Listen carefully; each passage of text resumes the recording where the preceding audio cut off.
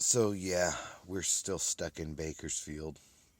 No, it's not really this cold to require cat space in my sweaters or special ear warming hoodies. I'm just friggin' bored. Today's video is going to be a lot of just watching the animals be animals. Somebody did ask me recently if I would start giving a little bit of a background story. You want to go in there? Okay, go on. Are you peeking back out? If I wanted to give a background story. So I said it's going to take forever. I'm going to do it over and over and just be frustrated because I'm going to forget stuff. So I'm just going to give it my best shot. We'll start with the animals today. It's going to be a many segmented story. And we're going to just deal with the animals that I have now. First of which is Mr. Killer. Killer is old. I believe I got him in 98 or 99, something like that. And he is not happy that I'm still messing with him. He says, I'm old, I want to go lay down. We'll let you go lay down in a minute. But yeah, I've had him for, forever. He's definitely my oldest animal. He's slowed down a lot. He had a stroke a while back. The vet said that cat strokes aren't quite the same as people strokes. It's actually more of just an old age heart failure condition. He's doing a lot better. He can walk around good. He's not jumping on things like he used to, but I can help him get up and get down, and he's doing okay for now.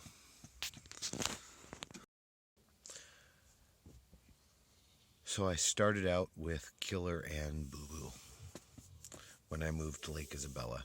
I also had a cat at the time named Gravy. I ended up moving into a smaller place. A friend of mine really wanted Gravy, so I ended up letting him keep her keep him. And I still kick myself over that. She didn't keep him in her house. She put him in the back house where the dogs sometimes got in the yard. Her dogs were not trained to be friendly to cats like mine are. And yeah, I don't even like to talk about what happened with Gravy. I also had another cat named Dig Dig. That's where Artie got his name. I know that's cheesy, but Artie's name is RD, and it stands for Replacement Dig Dig. I got Dig Dig as a kitten. About a year old, I started thinking about getting him neutered. I always get all my pets neutered, except Boo Boo. But I've always known where Boo Boo's at. He's not one of those dogs that gets out, not even for an hour, let alone days on end. I had a dream one night that I took Dig Dig in to have him neutered, and the neuter surgery went bad, and he died. And so I went down to the doctor's office. The veterinarian I saw at that time was a guy down here in Bakersfield. I'm still in my dream, of course.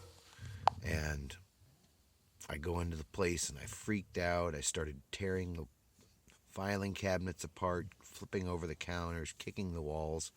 This thing's getting hot. There. Now it's like ears. Or antenna, I guess. Antennae. Antennae. I don't know. What do you call two antennas? I guess if they're connected to one thing, it's actually just one antenna with two arms. That's what you call it. So anyways, when I first moved into my Volkswagen van, it was just me, Boo Boo, Killer, and Dig Dig. Everybody got along great. I had a cage that the cats could stay in when they wanted to be outside. Otherwise, they could be inside the camper van. Then we moved into a motorhome, a big 36-foot Dodge Executive. But I had a problem with that motorhome, and a stray cat climbed into the walls through the hole where the power outlet goes. And even though my cabinet only opened an inch or so, him and Dig Dig started trying to fight this stray outdoor cat, and Dig Dig started trying to fight through the cupboard door. So I'm looking for something to stick there. I grab my big weight and I go and I shove it, towards the door just in case, to make sure that the outdoor stray doesn't come in. And Dig Dig didn't realize who I was. He attacked my hand, laid into it really good. I don't know if the scar will show up there on the camera, but yeah. Anyways, this whole section here was about 3 times the size it would normally be. I had to take a real special antibiotic, and I had to have it. I had to have Dig Dig quarantined for 10 days. Then I got a new kitten, Socks, who I still have now. I figured I've got a bigger place, but by then Killer was getting on 8-10 years old, and I had no idea he was going to live this many years. And who knows how many more he's still got, but I think he's winding down.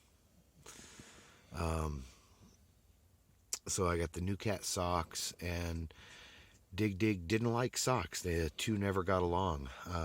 They dealt with each other, but they got into a couple fights. I got scratched again. Not as bad as the first one, but pretty bad.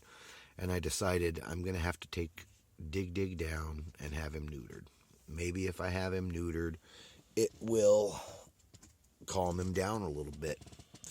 And I was, pretty concerned because of the prophetic dream that I had about Dig Dig dying during a neutering surgery. And I've had several dreams over my lifetime that have come true. But I figured because my new veterinarian was a female, and the vet in the original... Sorry, the lighting is just not working out no matter where I position myself. I figured since this new vet was a female and the vet in the dream was a male, maybe I could somehow bypass the jinx, the curse, the karma, the prophecy, whatever you want to call it. I can't think of the exact word. And I had to do something. I couldn't have Dig Dig attacking my hand every time he got in a fight with another cat. So I took Dig Dig down to the place. He was only about 6 years old at the time. Healthy as could be. Everybody's always been checked by the vet and has all their vaccines and everything. And I go home, took a nap. Woke up about 3 hours later, got a phone call. They tell me that my cat, Dig Dig, has passed away during the surgery. Exactly like in the dream. I freaked out. I went down there. I didn't freak out as bad as I did in my dream, but I slammed my head into the counter, which I didn't realize was not solid. It was just like a wobbly thing on a cheap frame, and so that sent the bowl of marbles and everything flying across the room. And I went in the back and I said, "Give me my cat so I can take him home and bury him." And I freaked out, and I called the people back and cussed them out, and the police came out and called me an asshole for calling them an asshole. And then I said, "I am an asshole because they killed my cat. Wouldn't you be an asshole too?" And the cop said, "Yeah, probably, but not like that." And I said, "Well, I won't be an asshole no more. I'm just pissed because my cat's dead." So they dropped the charges. There was no court case or nothing. I haven't gone back to the place. I have no hard feelings against the people. But I do think that they did mess up. I did a little bit of research, and at the time, there was a bad batch of ketamine going around that had caused quite a few animals to die during their neutering surgeries. And the place did tell me that they had used ketamine.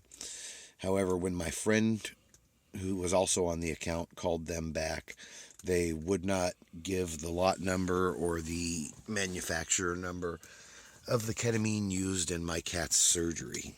Not like it really matters, you can't sue for a lot of money over an animal, but I would have liked to have known exactly what happened. I guess I do in my mind.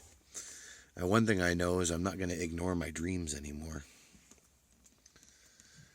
So that brings us to the 1972 Class C Tioga. We got rid of the executive. It was just too big, too much gas, too many problems. This hat's too hot. And this cat, he's old, so he comes over and claws me until I take him up to the top where his food is, because he can't jump up on his own anymore. Poor old cat. This is almost a 10-minute video. It's going to shut itself off in a second. Okay, so my friend that I was renting from decided she was going to get a dog like mine, except all brown or chocolate, German Shorthair Pointer. And that is where Kenya came from. Kenya was originally my friend Diane's dog, but she got along with Boo Boo so well that I ended up paying her what she paid for the dog. I don't usually buy animals, but she paid $150 because the people she got her from had spent $1,500 at the vet getting her fixed up. And to them, she was just a dog they found on the street that had been in some fights. And they never could find the original owner, so they got her fixed up and sold her to my friend for $150. And then when I saw how well her and my dog Boo Boo got along, I had to have her, so I bought her for $150 off my friend Diane. This is going to stop, and I'll have to start a whole second video. So several months after Dig Dig passed during his neutering surgery, I seen a picture of a kitten in the paper. Had to have him because he looked exactly like Dig Dig. So we went down and we got him, and this is RD, Replacement Dig Dig. I know the name is so cheesy, but they sure do act a lot alike. And this, a friend of mine ended up with Dig Dig's sister. So this is Dig Dig's nephew, I guess. That's where Beebs came from. He was the runt of his litter, but I brought him over to play with Artie, and Artie just fell in love with him, and so now I have 4 cats. It's a lot, but I make it work. It's a lot of work. It's a lot of money, a lot of vet bills, a lot of litter, a lot of food, a lot of water. But I make it work. The next oldest is Boo Boo. He's a Dalmatian German Shorthair Pointer. I got him in 2002. I was out fishing, read the newspaper ad, called the people. I said, save me one. I'd like one of that breed. And went and picked him up. He was the last one. And then there's Sierra, the one who actually likes to sit like a person. She'll fall asleep like this if I let her. Poor Sierra. The idea behind her, a friend of mine saw German Shorthair Pointer puppies in the paper, full-blooded, papered, everything, for a really cheap price. When we got down there, it turns out they didn't actually have the papers, but the dogs were full-blooded. They had papers for the parents and the previous litters. They gave us some story about they couldn't have these ones registered because the mother had this litter too soon after the previous litter, and they didn't believe that that was possible, so they refused to give the papers. Either way, the dogs were extremely cheap. I think $100 a piece. I wanted one to replace Boo Boo when he went, and I wanted to get it while Boo Boo was still around so that, he could learn a few things from Boo Boo and maybe pick up some of the same traits. But the dog I got, Echo, died as a puppy from parvo. As soon as we saw that he was starting to get sick, we went down and got shots for her. She was my friend's dog at the time. My dog, Echo, definitely died of parvo. By the time we got him to the vet, there was nothing they could do. They put him on antibiotics, but they told us the chances were pretty slim. I don't think it was even antibiotics. I think it was just an IV for hydration. I don't remember now. I was pretty upset at the time. So my friend went ahead and gave me Sierra, which was supposed to be her dog. And yeah, I sure do love my Sierra. She's a good, bad dog. She's the biggest problem of all my dogs, but she's also the sweetest.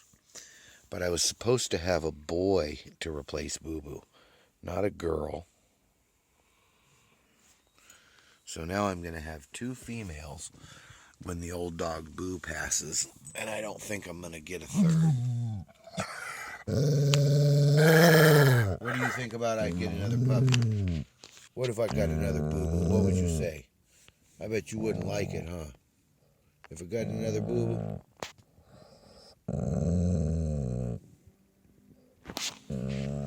Yeah. As I was cutting these clips together, I realized there were a few questions that I would even want to ask myself. First of all is, why didn't we go down and get a parvo shot for the puppy Echo? The people we got him from assured us that they had all just been given shots. That's why we didn't. We were going to wait, I think it was 2 weeks until you were supposed to get the next one. Either way, he got sick within a matter of days of bringing him home. So we went and got the shots for Sierra right away. I have a feeling people are going to wonder why I gave Gravy away. I still wonder that myself a lot. My friend used to just adore the cat. She had a dog that was 10 years old, her own place. So I figured, what better place for him? And since I was going to be living on the road, he was the one cat that didn't really like being in a moving vehicle. So, well, none of them really like it, but I should say Gravy hated it. Gravy wouldn't even come out unless there was nobody there and it was nighttime.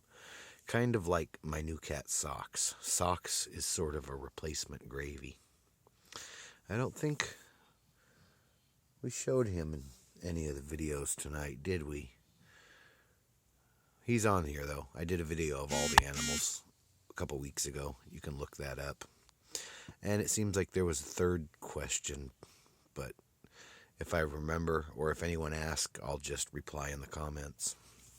So yeah, just remember, do whatever you want in life. Don't let anybody tell you you can't. The third thing.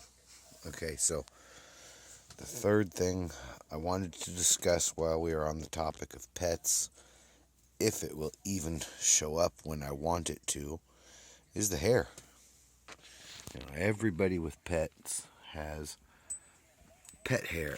Let's see if it shows up better on the shirt. However, the kind of pets I have, there's a good one. No, it's not even showing up. Well, maybe a little bit. Anyways, these dogs, these German short-hair pointers, and Dalmatians too. You can probably see a couple there. And there's some there. They have a quill on the end, just like a porcupine's barb. So when these hairs come off, they don't just fall to the ground like a regular dog hair. No, they've got to be a pain in the ass, just like my dogs. Each one of these hairs has to stick into something. Just thinking about it's making me think I got one in my ear. I don't know what I'm going to do. It's not that bad. I have got one in my eye, though, and that was kind of a pain in the butt. I didn't need to go to the doctor or nothing. It just came out with one, long, nasty string of eye goop. So yeah, if you're watching my videos and you're thinking, oh yeah, German short hairs look like awesome dogs, just be aware that little short barbed hairs will become a permanent part of your life.